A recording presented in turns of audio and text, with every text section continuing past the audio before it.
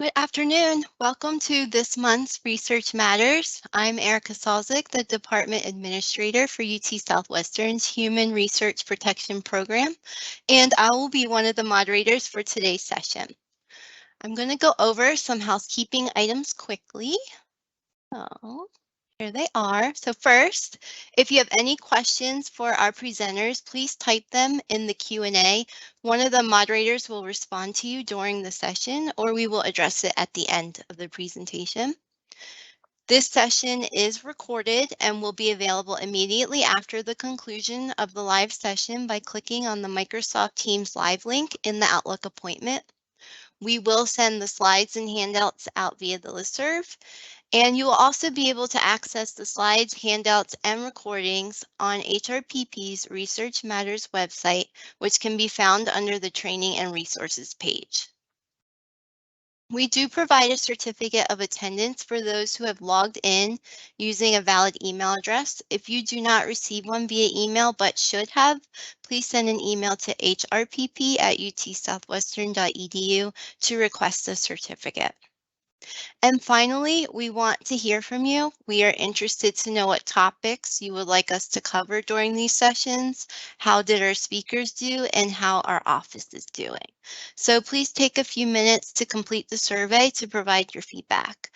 For your convenience, I have provided a QR code that will allow you to scan and complete the survey from your phone, and I will also be dropping the link in for the survey in the Q&A in just a minute.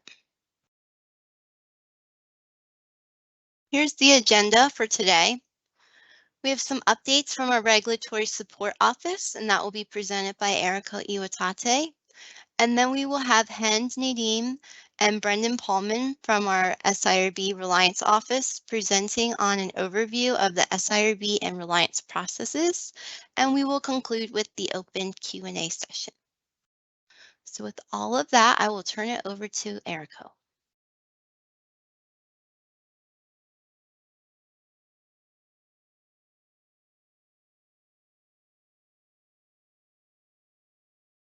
So much, Erica. Good afternoon, everyone. I'm Eriko from Regulatory Support Office. So today I want to give you updates and metrics for Regulatory Support Office.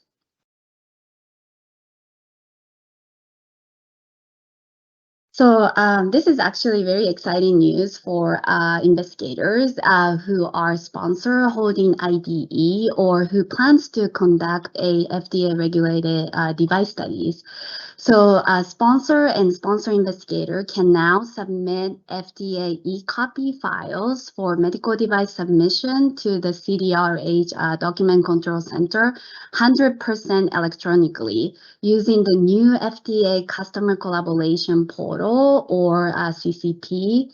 So any IDE submission, including initial IDE application, maintenance submissions such as IDE amendment, reports, supplement, expanded access request, QSUB, pre-sub meeting request, can be now uploaded through this portal as long as it is in the valid e-copy format.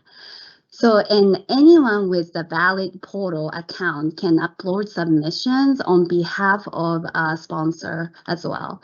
So they don't need to be the official sponsor of the submission. No more mailing flash drives and a hard copy of cover letter to FDA. So nothing physical is required if you uploaded e-copies and cover letter through this new portal. And you would receive immediate confirmation that your upload was successful. So no more checking, FDA tracking sites to check e-copies are delivered. So this portal is very similar to CDER NextGen portal for IND side, if you're familiar with it. So I'm not going to talk in detail today how to submit application using portal since we have upcoming talk on how to submit IND and IDE in April Research Matter. So, but just quickly, all you have to do is first confirm all FDA submission meets the requirement of e-copy. And so you would still want to use e-copy validator to make sure your submission meets technical standards, and our office can support with that. Then you do is to create zip e-copy of your submission and zip cover letter. So creating zip file replace pretty much USB, thumb drive, then upload them in CCP, so the portal. So no need to use eSubmitter anymore. So this is really great news. So no more making trips to FedEx and UPS to send application.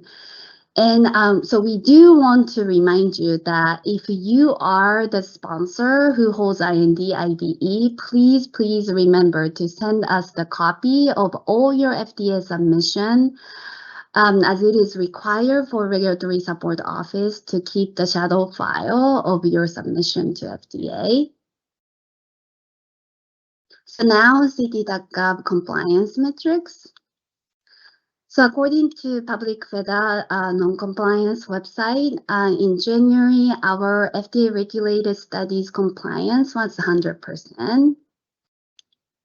And I just wanted to give you perspective of how UT Southwestern is doing in terms of ct.gov compliance for FDA-regulated studies, comparing to other peer Texas academic institution and other sponsor.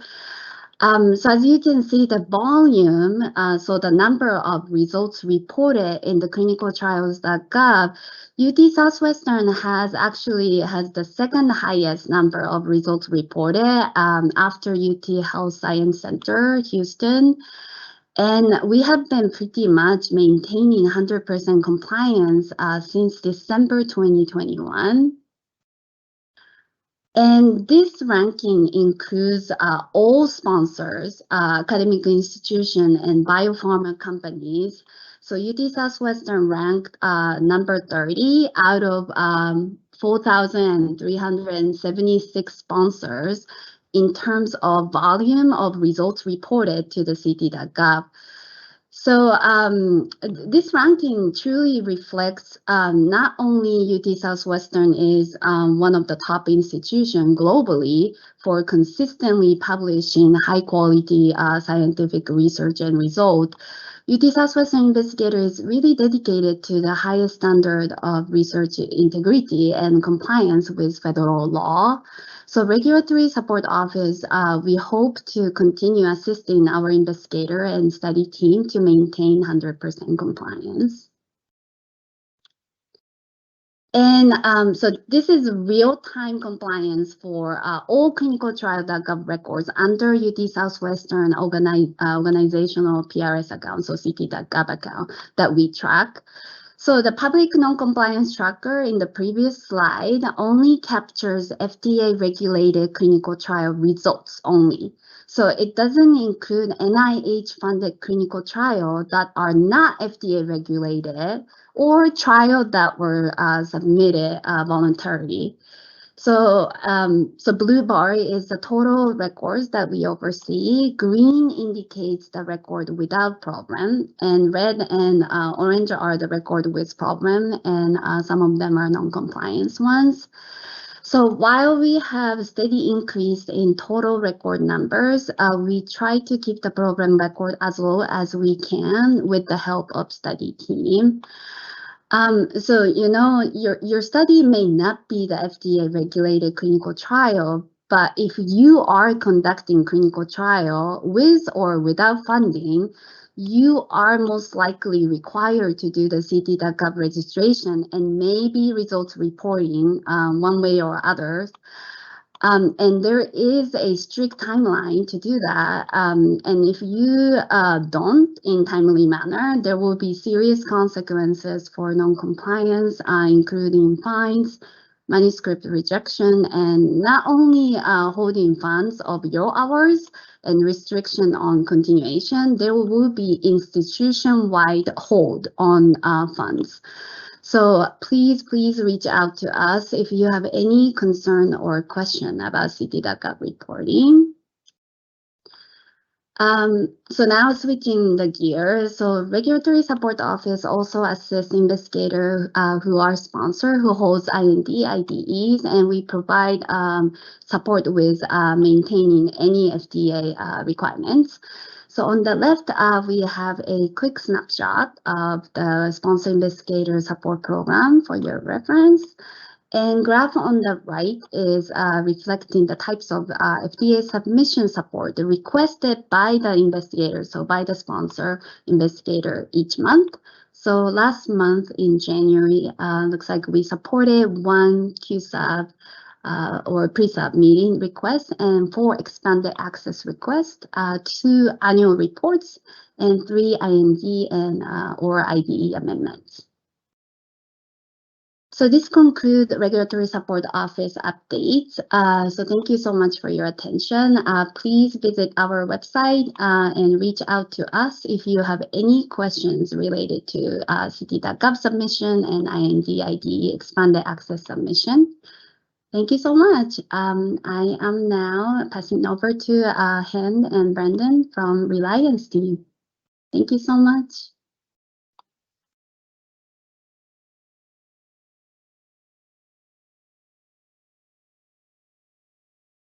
Thank you, Eriko. Good afternoon, everyone. I'm Hen Nadim. I work with the Reliance team at the HRPP office with Kimberly Hawkins and Brendan Paulman. Today, Brendan and myself will be giving a quick overview of the single IRB and Reliance processes. We will start by defining single IRB. SIRB involves the use of one IRB of record or reviewing IRB for regulatory and ethical review for all participating sites in a multi-site study. The purpose of using single IRB is to encourage collaboration, reduce duplicate study submission, and minimize the impact of multiple IRB reviews for the same protocol. Historically, when you had multiple IRBs reviewing the same protocol, you had requirements being made by each individual IRB, such that the study was not being conducted in the same fashion at all sites, and that caused some problems with the outcome of data being consistent. So the HRPP is made of variable parts to protect human subjects as demonstrated. The only piece we're giving away is the regulatory piece and sometimes HIPAA privacy review depending on the agreement. In other words, when a study is using a single IRB, HIPAA and IRB reviews are the only responsibilities of the reviewing single IRB.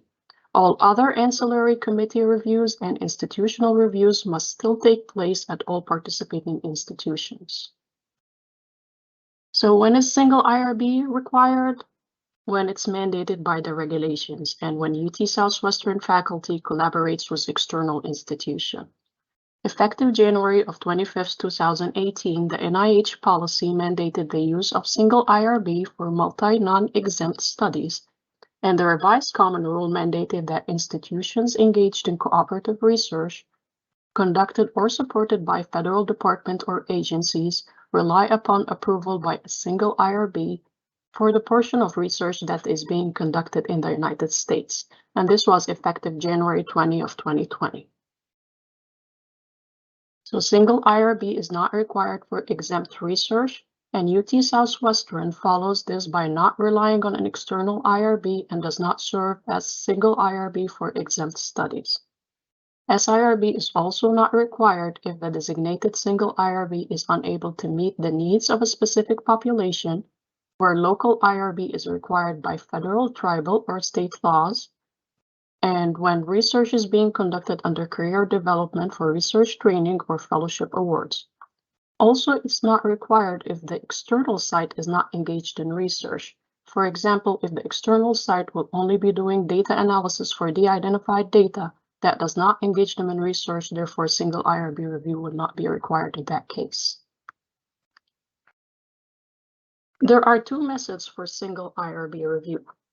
Single IRB review were the responsibilities for making regulatory and ethical decisions for multi-site studies, and Reliance, where we rely on an external IRB to make those decisions for us.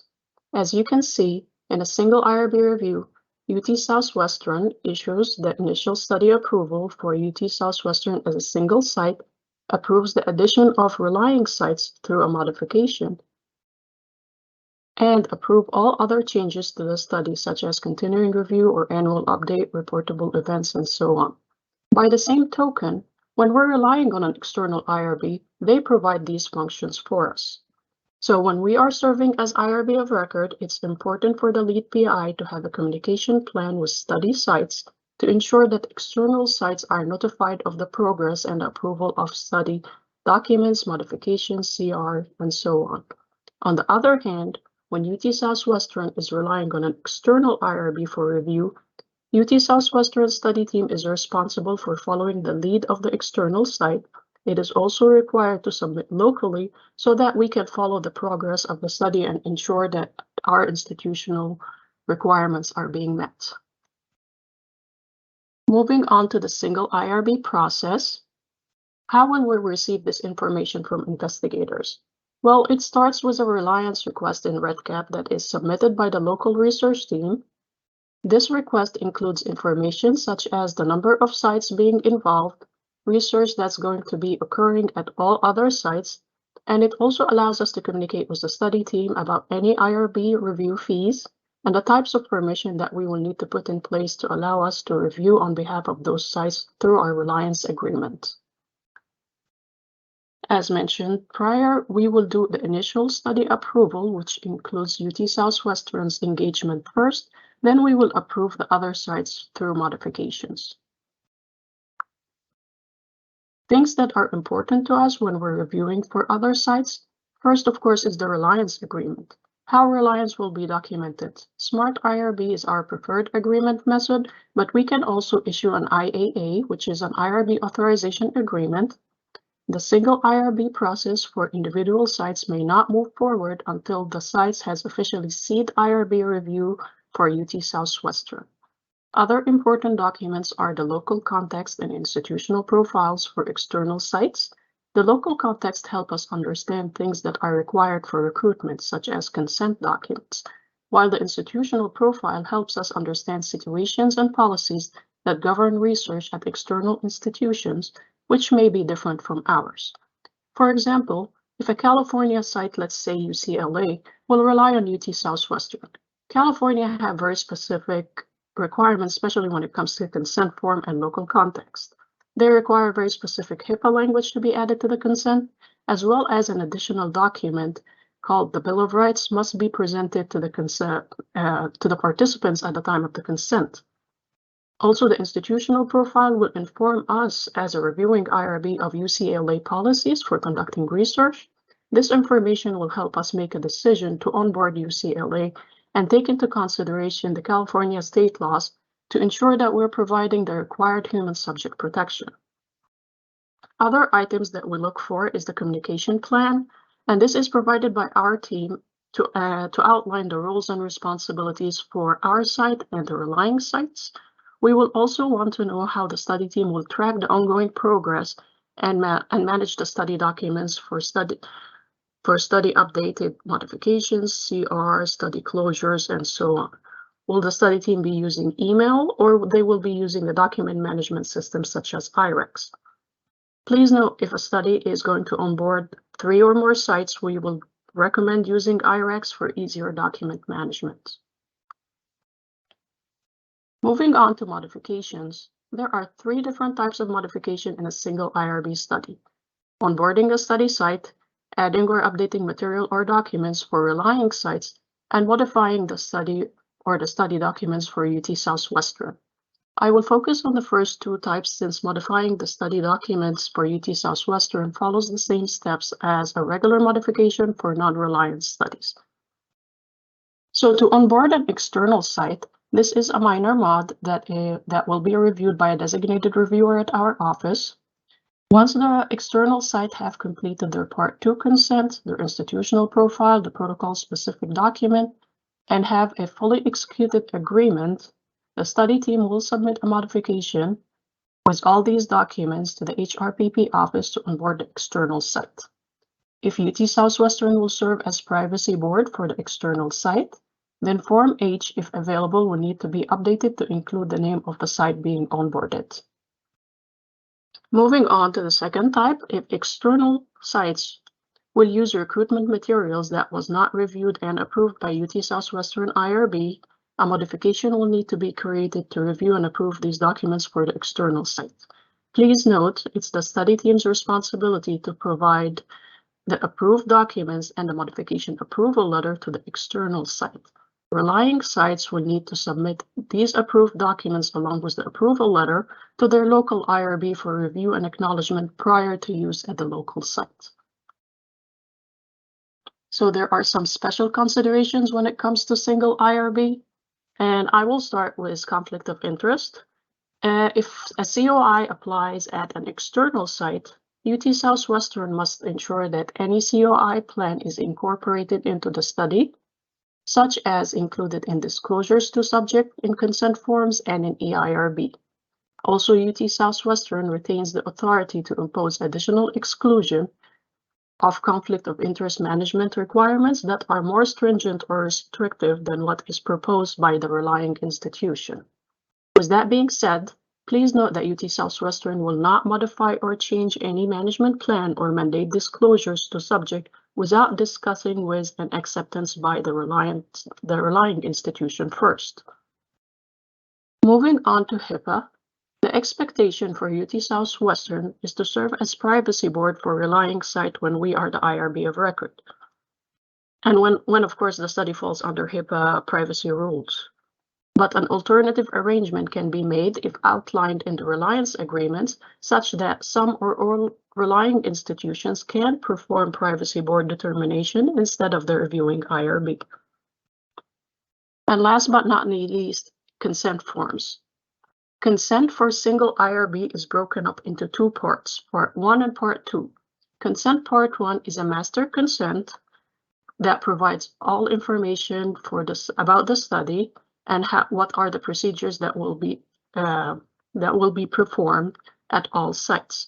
Part 2 is a separate site-specific consent submitted by each enrolling site, as site-specific information is different at each site.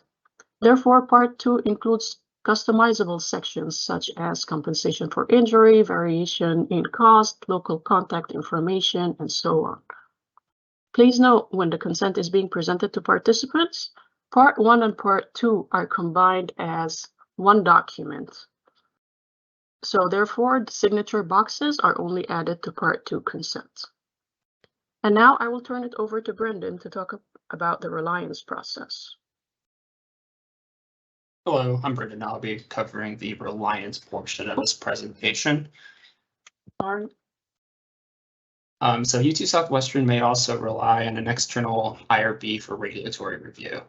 Because another IRB is responsible for the regulatory components, it's important that relying study sites inform the external IRB of any local requirements, laws, or policies that must be taken into consideration when making regulatory determinations. So while regulatory review is ceded to the external IRB, review of study protocol documents and consent forms at UT Southwestern is also important so we can ensure that the study meets local language and institutional requirements. Importantly, there are still institutional components that are required for research studies, and these include ancillary committee reviews such as PRMC for cancer studies, radiation safety or performance site review, reviewing study personnel, and ensuring that study staff have met training requirements, and ensuring that local conflict of interest requirements have been met. If you go to the previous slide, please. So to rely on an external IRB, UT Southwestern and affiliated institutions such as Parkland or Children's Health must be engaged in research. When ceding IRB review to another institution, UT Southwestern doesn't make any regulatory decisions regarding the study. The reviewing IRB will take into consideration laws and components that affect our research, such as our research injury language, HIPAA language, local and state laws, such as those pertaining to including prisoners in research or the inclusion of children that are wards of the state. These are things in our local context that are very important when making decisions about how the study will be conducted at UT Southwestern. So the reliance request is how the investigator communicates to us that there's a study where we're going to rely on an external IRB. This request is done through a REDCap form that can be found on the HRPP website. And more specifically, it's also on the forms page, I believe is Form DD. The reliance request form will include local context information, such as information on whether the study will be conducted differently at the local site than is described in the protocol documents, information about the lead site and single IRB, contact information, relevant documents such as the protocol, consent forms, and local context questionnaire. And this local context questionnaire is often provided by the lead site for us to fill out to provide them with that information. So who needs a reliance agreement? All research studies that will rely on an external IRB will need a reliance agreement. If Parkland Health or Children's Health researchers are engaged in research for a particular study, or if the study will be conducted at those institutions, a separate agreement is necessary between the relying institution and the reviewing IRB. And this agreement would be in addition to the agreement between UT Southwestern and the reviewing IRB.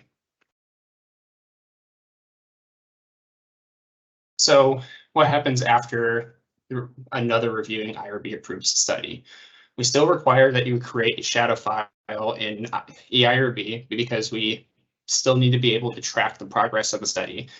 And sometimes there are situations where information that gets reported to the IRB of record also needs to be reported to us, such as when reportable events occur locally. For example, if there's a breach of confidentiality, that would be reported to the IRB of record as an unanticipated event, but since it occurs locally, the event would also need to be reported to our HRPP office and the privacy office so that we could determine if it's reportable to any federal agencies such as the Office of Civil Rights. Ancillary committee reviews will still need to be done locally, such as PRMC for cancer studies, radiation safety, IBC.